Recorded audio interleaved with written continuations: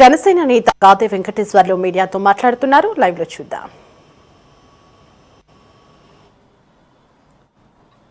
Point లాగా దాన్ని అట్లాగే ఉంచి సోటా మోటా నాయకుల దగ్గర నుంచి మొదలుపెట్టుకుని ఒకళ్ళ తర్వాత ఒకళ్ళు వచ్చి రోజుకు ఒకళ్ళు ఇదంటారు. కొంచెం నెయ్యి ఏదో దీపారాధన వెలిగిస్తే మనం ఆయిల్ అయిపోగానే మళ్ళీ పోస్తూ ఉంటాం. కొంత టైం ఉండాలనుకున్నప్పుడు అది. కానీ మరి వీళ్ళేంటో ఈ దీపారాధనని మరి ఎంతకాలం ఉంచుదామనే ప్రయత్నం చేస్తున్నారో వైసీపీ పార్టీ వాళ్ళు.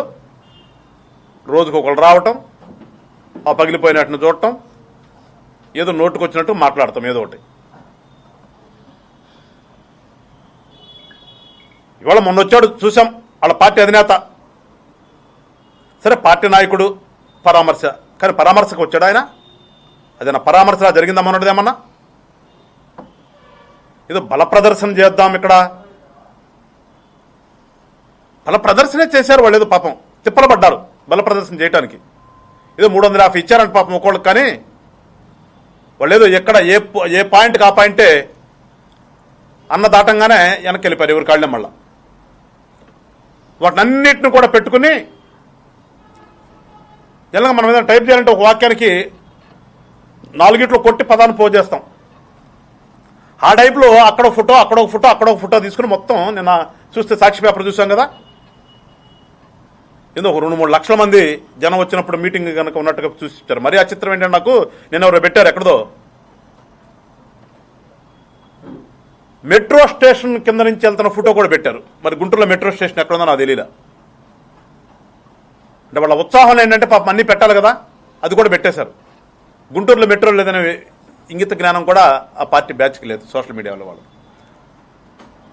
సరే వాళ్ళ పార్టీ వాళ్ళ ఇష్టం, మేము కాదనం. పరామర్శించుకోండి పోండి. వచ్చిన వాళ్ళు ప్రతి ఒక్కళ్ళు మాట్లాడితే ప్రజాస్వామ్యం లేదు ప్రజాస్వామ్యం లేదు. అమ్మా ఇదేం కామెడీ. మేము ప్రజాస్వామ్యతంగా ఉండబట్టే కదా మీరు వస్తుంది అక్కడికి. ఇవాళ ప్రజాస్వామ్యం అంటే ఏంటో చూపిస్తున్నాం కాబట్టే కదా మీరు రోజుకొకళ్ళు వచ్చి అక్కడికి వచ్చేసి కూర్చొని మాట్లాడుతుంది. దీన్ని ప్రజాస్వామ్యం అంటారా? లేకపోతే గతంలో మీ పాలనలో ఎవరైనా మేము రోడ్డు మీదకి రావాలంటే ఇళ్ల దగ్గర ఆపేసేసి ఇళ్లలోనే కూర్చోబెట్టి సాక్షాత్ ఎక్స్ సీఎం అప్పుడు మీ పాలనలో చంద్రబాబు నాయుడు గారి ఇంటికే బయటకు వస్తానంటే తాళ్లు కట్టారు కదా. మా పవన్ కళ్యాణ్ గారు ఇప్పటంలో ఏదో జరుగుతుంది, ఇప్పటంలో ఇబ్బంది పెడుతున్నారు వెళ్దామంటే మొత్తం తెల్లారపాటికి వచ్చేసి మానగిరి ఆఫీసులో ఆపేసిన సన్నివేశాలు గుర్తురా అట్లా మీకు? ఇవాళ ప్రజాస్వామ్యం ఉందా లేదా అనేది ప్రజలు గమనిస్తున్నారు కదా, ప్రజలు చూస్తున్నారు కదా. మీకు తెలిసిన పదం ఒకటే రావడం, మీ ఛానల్ ఒకటి వచ్చింది కాబట్టి ప్రజాస్వామ్యం ఏడుంది. ప్రజాస్వామ్యం లేకుండా వస్తున్నారు మీరంతా. నువ్వు వచ్చావు ఏదేదో మాట్లాడావు పోయావు, మళ్ళీ ఎందుకు బాబు ఇవాళ మళ్ళీ ఆమె నువ్వు పంపించావు? ఎందుకు ఆమె ఎందుకు? నేను నీతో పాటు తెచ్చుకోవచ్చు కదా. నువ్వు భయపడ్డావా ఆమె భయపడింది? నాకు అర్థం కాల. జగన్మోహన్ రెడ్డి గారు రోజా గారు ఇద్దరు కలిసి వస్తే జనం రోజా అమ్మట పడతారు అనుకున్నాడా జగన్మోహన్ రెడ్డి ఏమన్నా? అందుకని తెచ్చుకోలేదా?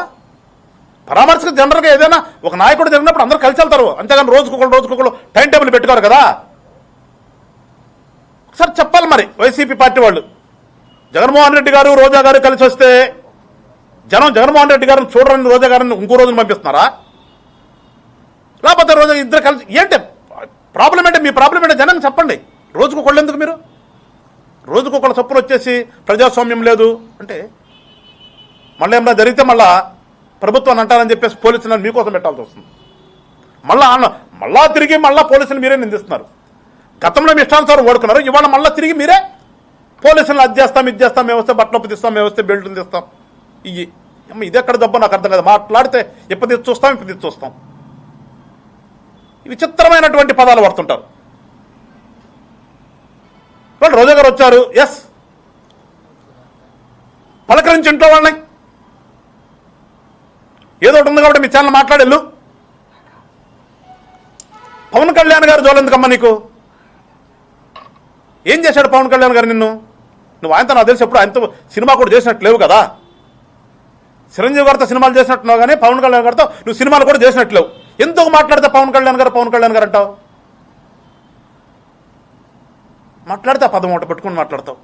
ప్యాకేజ్ ఏమో నీకున్న అలవాటు అందరికి ఉంటుందా ఉంటే ఎట్లా? వాళ్ళు అక్కడ క్వశ్చన్ అడిగింది ఏంటి నిన్ను? నువ్వు చెప్పాల్సిన సమాధానం ఏంటి? నిన్నేదో చెన్నైలోనో తమిళనాడులోనో ఏదో విజయ్ గారి గురించి అడిగి అంతవరకు ఆగు. నువ్వు రాజకీయ పార్టీ పెట్టిన తర్వాత ప్రజల కోసం పనిచేస్తున్నామా, వ్యక్తిగతం కోసం పనిచేస్తున్నావా అనేది నీ నాయకుడిని మా నాయకుడిని ఒకసారి బేరేజ్ వేసుకుని చూడు. రోజా నోరుంది కదా అని చెప్పి ఇష్టం వచ్చినట్టు వాగితే ఓర్పు పట్టాం. ఎప్పుడెప్పుడు అంటున్నారు మా వీర మహిళలు కూడా. ఏదో మీ అన్న సిటికేస్తే ఏందో చేస్తా ఉంటావు నువ్వు. మీ అన్న సిటికి సంగతి తర్వాత ఇదే కంటిన్యూ చేస్తే ఎటు పోతావో కూడా తెలియదు నువ్వు. మీ అన్న దిప్పతీస్తానంటాడు. దిప్పతీస్తాం కాదు, నిన్ను ఊహించుకో నువ్వే ఏం చేస్తారు. ఇది అవతారం చూస్తున్నది ఎలా క్వార్టర్ ఆఫీస్ వచ్చినట్టున్నావు. వీడియో దగ్గర నుంచి చూస్తే మాకు అంతే అనిపిస్తుంది. ఏం మాట్లాడాలో ఏం మాట్లాడకూడదు తెలియకుండా మాట్లాడుతున్నాం. గతంలో మనం మంత్రి పదవి చేశాం. ఏం చేసావు గుర్తులేదా?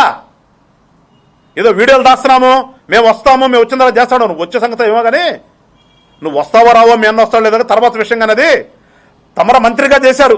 టూరిజం అండ్ క్రీడల శాఖ ఆడుదాం ఆంధ్ర పెండింగ్ ఉంది. ఆవేశపడతావు ఎందుకు? వెయిట్ చేయి. మనం ఆడుదాం ఆంధ్ర కింద పెట్టి ఎన్ని కోట్ల స్కామ్ జరిగిందో ఏంటో వస్తుంది. కాకపోతే పాపం మా తెలుగుదేశం పార్టీలు ఇంతకుముందు ఉన్నావు కదా నువ్వు కూడా, కూటమికి చెందినట్టు తెలుగుదేశంలో ఏదో రుద్దుకున్నట్టున్నావు. మా వాళ్ళు వెయిట్ చేస్తున్నారు, ఏదో సింపతి చూపిస్తున్నట్టున్నారు. కానీ జనసేన మేము ఊరుకోం, తీస్తాం. రేపే రాస్తా గవర్నమెంట్కి. ఆడుదాం ఆంధ్రలో జరిగినటువంటి అవినీతిని ఎందుకు తాత్సారం చేస్తున్నారో రేపే లెటర్ రాస్తా గుంటూరు జిల్లా నుంచి. ఇలా వచ్చి మాట్లాడుతున్నావు కదా, చూద్దాం. నీ భాగవతం కూడా తొందరగా వస్తుంది. నువ్వో మాట్లాడదు మాకు పవన్ కళ్యాణ్ గారి గురించి. నీ బొత్తుకేంటి? తిరుమల తిరుపతి దేవస్థానం ఇవాళ ఏదైతే జరిగిందో ఆ తిరుమల తిరుపతి దేవస్థానంలో నీ యొక్క డ్రామాలేంటి? నీ అంపట తీసుకెళ్తే మనిషికి ఎంత తీసుకున్నావు నువ్వు? నీకు దూరంగా ఉన్న వాడికి ఎంత? నిన్ను రుద్దుకుంటూ గుళ్ళోకి వచ్చేవాడికి ఎంత? ఒకసారి చెప్పాది కూడా.